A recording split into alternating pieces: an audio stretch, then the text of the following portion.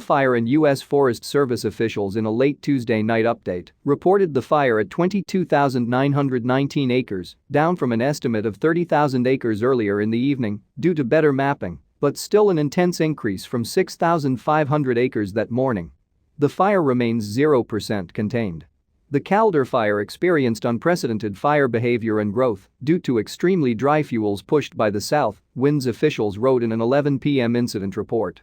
Evacuation orders now extend to within about 5 miles of the eastern outskirts of Placerville, the seat of Eldorado County, with a population of about 12,000.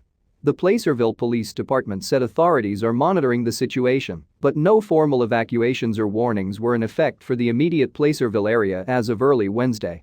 The State Office of Emergency Services reported around 7 p.m. that close to 7,000 residents had evacuated from Eldorado County, but that total likely grew by thousands as more people left the Pollock Pines area later in the evening.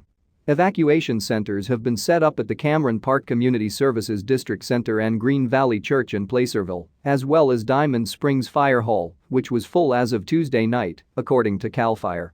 The Forest Service announced late Tuesday that Eldorado National Forest will be closed to the public now through the end of September due to the Caldor Fire. The Caldor Fire ignited Saturday evening about 4 miles south of Grizzly Flats, which is about 10 miles south of Highway 50 at Pollock Pines.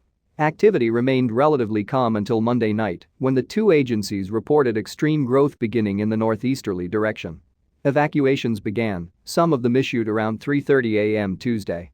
Authorities also on Tuesday morning ordered the evacuation of Sly Park, a popular campground by Jenkinson Lake. Very rapid spread continued essentially all of Tuesday, day and night, as crews continued to struggle with rugged terrain, extremely dry vegetation brought on by drought conditions and limited personnel due to other major fires burning in Northern California, most notably the Dixie Fire. "We are all competing for the same precious resources," Cal Fire Incident Commander Dusty Martin said during a briefing Tuesday evening. Massive, multi-layered smoke plumes resembled volcanic eruptions at times.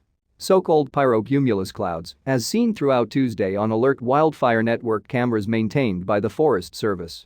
The skies adopted a thick haze tens of miles away in each direction, darker and more ominous to the east, including near Lake Tahoe, but also significant near the Sacramento area.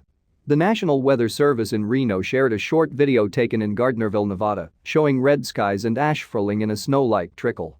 Making matters worse, a red flag warning from the National Weather Service warned that strong gusts could sweep heavy amounts of smoke from the wildfire to the south and southwest.